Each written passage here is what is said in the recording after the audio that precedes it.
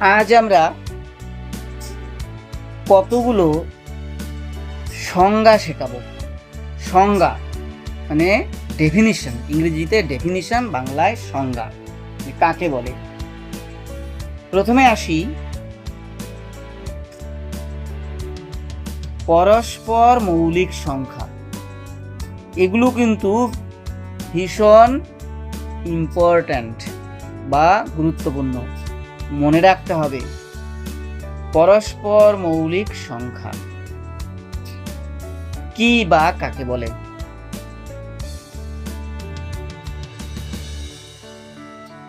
দুটি সংখ্যার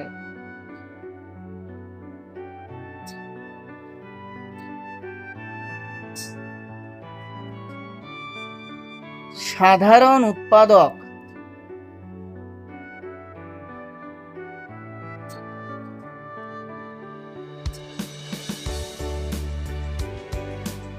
বা গুণনীয়ক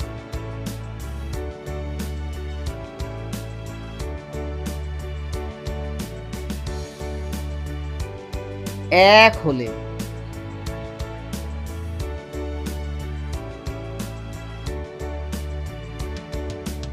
সংখ্যা দুটিকে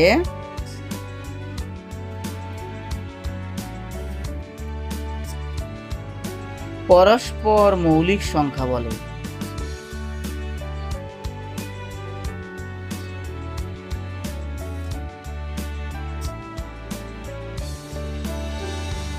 দুটি সংখ্যার সাধারণ উৎপাদক বা গুণনীয়ক এক হলে সংখ্যা দুটিকে পরস্পর মৌলিক সংখ্যা বলে। যেমন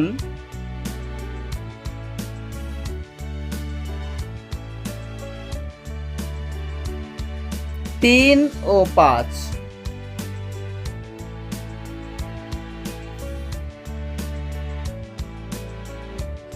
পাঁচ ও সাত,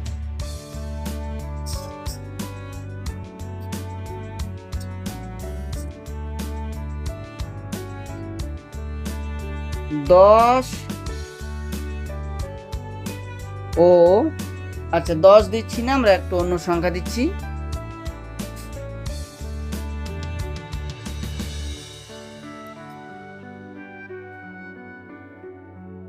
15 ও 16।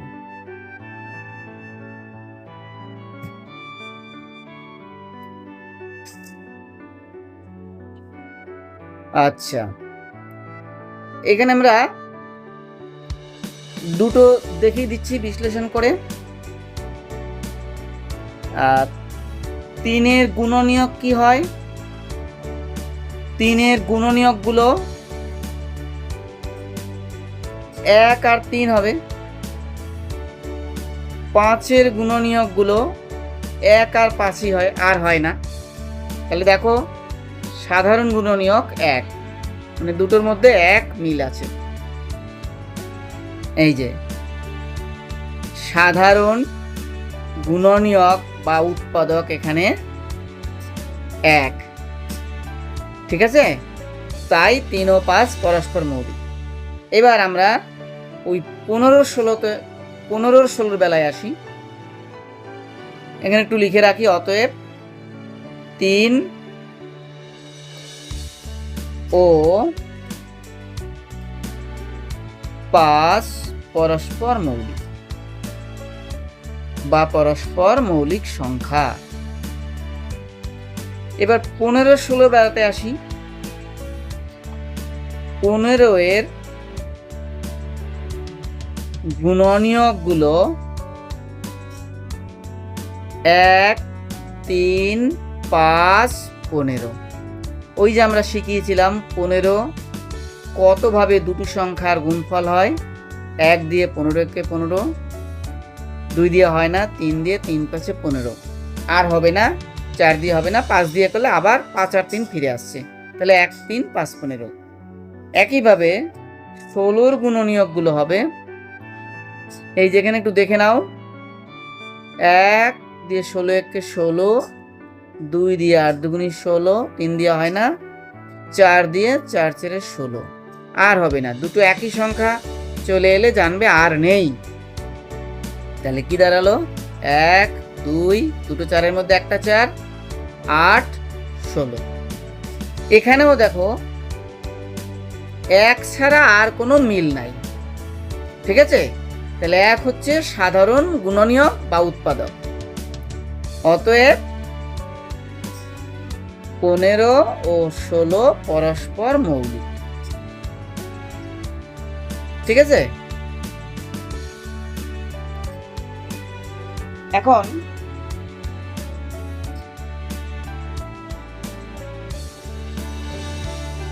দুটো জোড় সংখ্যা কি পরস্পর মৌলিক হতে পারে? প্রশ্ন। দুটি জোড় সংখ্যা কি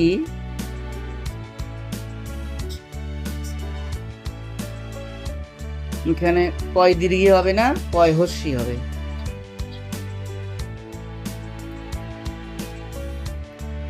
পরস্পর মৌলিক হতে পারে? দেখে নিচ্ছি। যেমন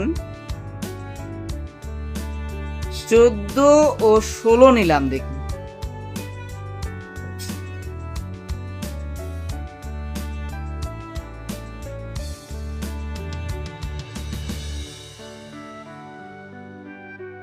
আচ্ছা, তাহলে 14-র গুণনীয়ক গুলো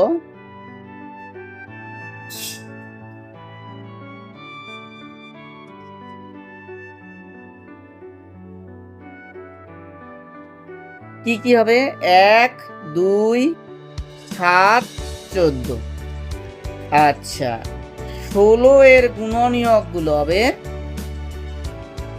1 2 4 8 16। আমি শুধু 14টা ভেঙে দেখাই। 1 দিয়ে 14 কে 14, 2 দিয়ে আর হয় না, 1 2 7 14। তাহলে এখানে দেখো 1 কমন পাওয়া গেল, 2ও কমন পাওয়া গেল। তাহলে এখানে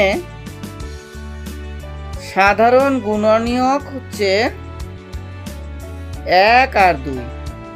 তাহলে আমরা বলেছি কি দুটি সংখ্যার সাধারণ উৎপাদক বা গুণনীয়ক শুধুমাত্র 1 হলে, 1 ছাড়া অন্য কোনো সংখ্যা নয় হলে তবে সংখ্যা দুটিকে পরস্পর মৌলিক বলে। এখানে আমরা দুটো পেলাম সাধারণ গুণনীয়ক, 1 ছাড়াও পেলাম, 2কে পেলাম, 1 আর 2। তাহলে দুটি জোড় সংখ্যা পরস্পর মৌলিক হতে পারে না।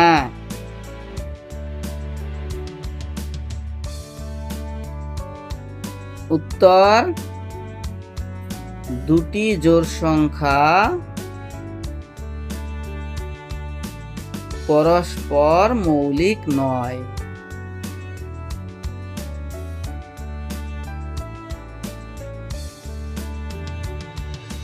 আচ্ছা, এইবারে আসি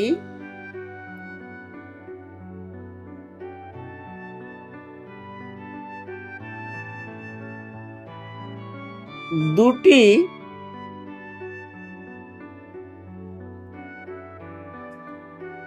যৌগিক সংখ্যা কি পরস্পর মৌলিক?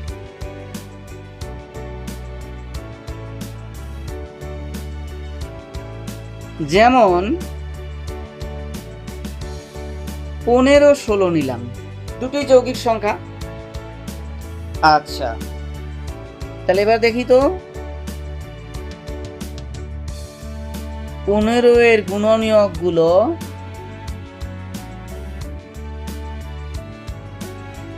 1 3 5 15। 16 এর গুণনীয়ক গুলো 1 2 4 8 16। শুধু 1 পেলাম, আর কোনো সংখ্যায় মিল নাই, কোনো উৎপাদকে মিল নাই। তাহলে অতএব সাধারণ উৎপাদক বা গুণনীয়ক এখানে 1। অতএব দুটি যৌগিক সংখ্যা পরস্পর মৌলিক হতে পারে যদি সাধারণ উৎপাদক বা গুণনীয়ক 1 হয়। তাহলে অতএব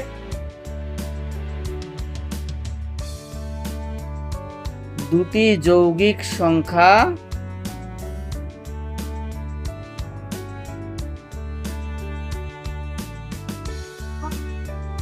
পরস্পর মৌলিক হতে পারে।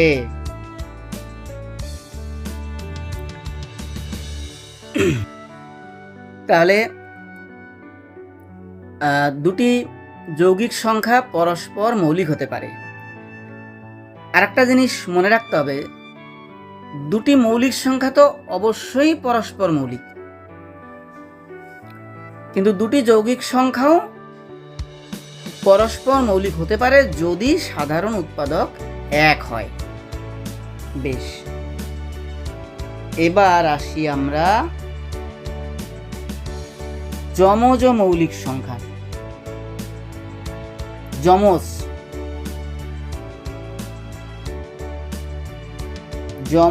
মৌলিক সংখ্যা।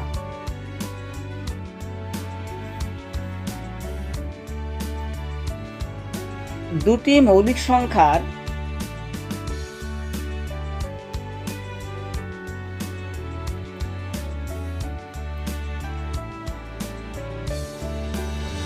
বিয়োগফল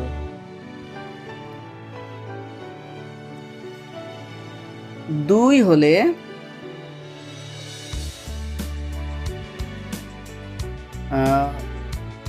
তাদের যমজ মৌলিক সংখ্যা বলে।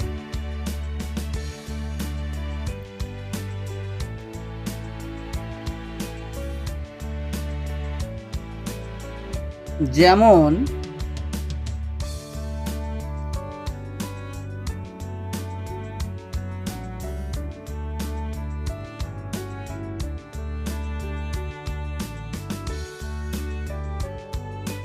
সতেরো 19,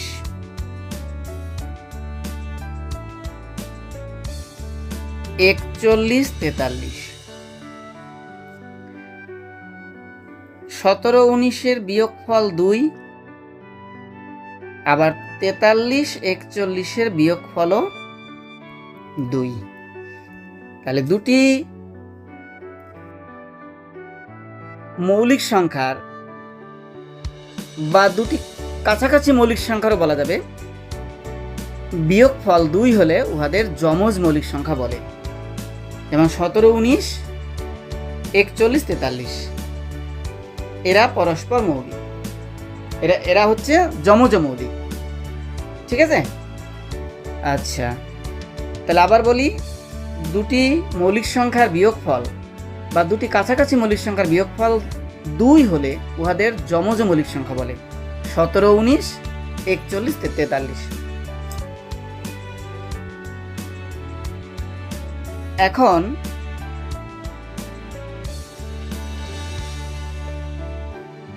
এক থেকে 100 পর্যন্ত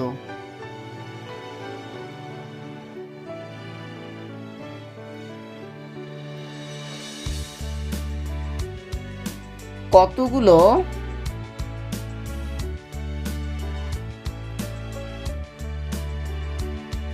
যৌগিক ও মৌলিক সংখ্যা আছে?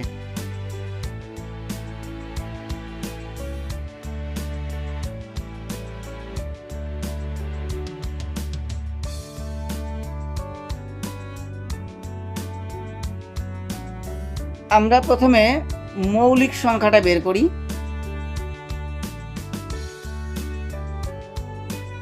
আচ্ছা, 1 থেকে 100 পর্যন্ত কি কি মৌলিক সংখ্যা পরপর লিখে যাচ্ছি। 2 3 5 7, তারপরে 11 13 17 19 23 29 31 37 41 43 47 53, তারপরে 59 61 67 73 79 83, তারপরে 89, 97। বেশ, তাহলে কটা হচ্ছে দেখি তো? 1 2 3 4 5 6 7 8 9 10 11 12 13 14 15 16 17 18 19 20 21 22 23 24, 24টি। ঠিক আছে, মৌলিক 1 থেকে 100 পর্যন্ত মৌলিক সংখ্যা 24টি, যৌগিক সংখ্যা এক বাদ দিয়ে বাকি সংখ্যাগুলো, তাহলে এক বাদ দিয়ে এখানে 24, এক বাদ দিলে থাকে আর 75টি। তাহলে যৌগিক সংখ্যা 75টি, আর এক যৌগিক বা মৌলিক কোনোটিই নয়। এই যে, তাহলে মৌলিক হচ্ছে 24টি, যৌগিক হলো 75টি, আর যৌগিক বা মৌলিক নয় সে হলো 1টি। ঠিক আছে, 24টি, 75টি, 1টি, সেটা হচ্ছে 1।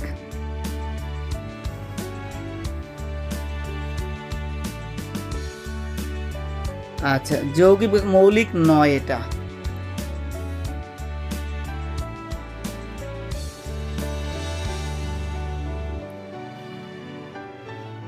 এখানে লিখে দেই, তা হলো 1।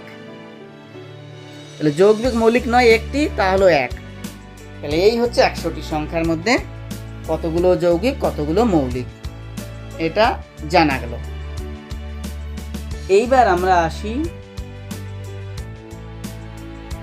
একমাত্র যুগ্ম বা জোড় মৌলিক সংখ্যা।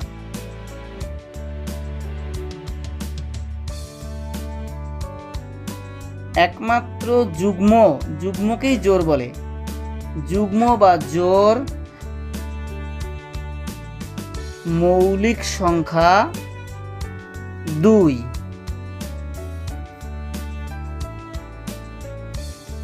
ক্ষুদ্রতম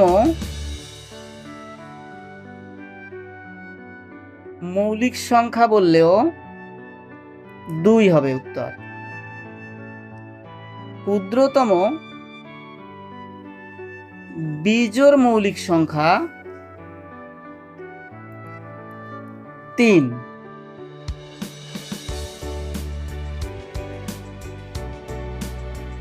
বেশ, এখন আমরা আসি পরের প্রশ্ন।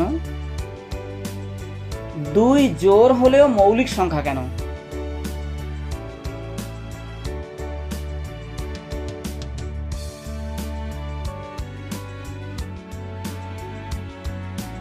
দুই জোড় হলেও মৌলিক সংখ্যা কেন?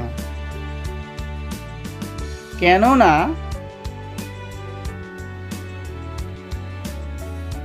2 এর গুণনীয়ক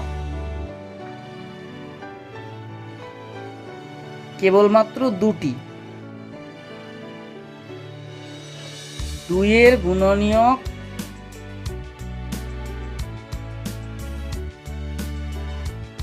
কেবলমাত্র 2টি, তা হলো 1 ও 2।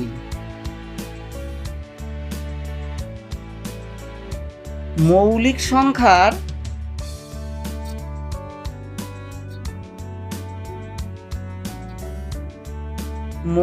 সংখ্যার কেবলমাত্র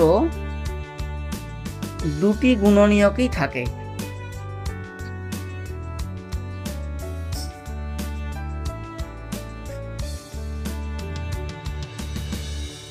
তাই 2 জোড় হলেও মৌলিক সংখ্যা।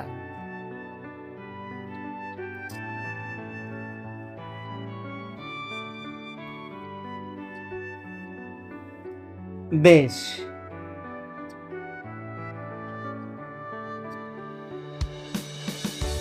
তাহলে কি জানলাম আমরা?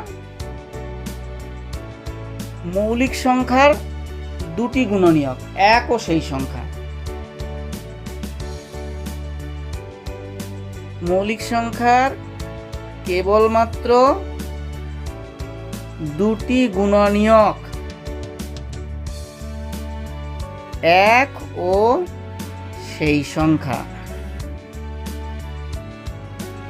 তাহলে আমরা মৌলিক সংখ্যার সংজ্ঞাটা এভাবেও বলতে পারবো যে সংখ্যার গুণনীয়ক কেবলমাত্র দুটি এক ও সেই সংখ্যা তাকেও মৌলিক সংখ্যা বলে।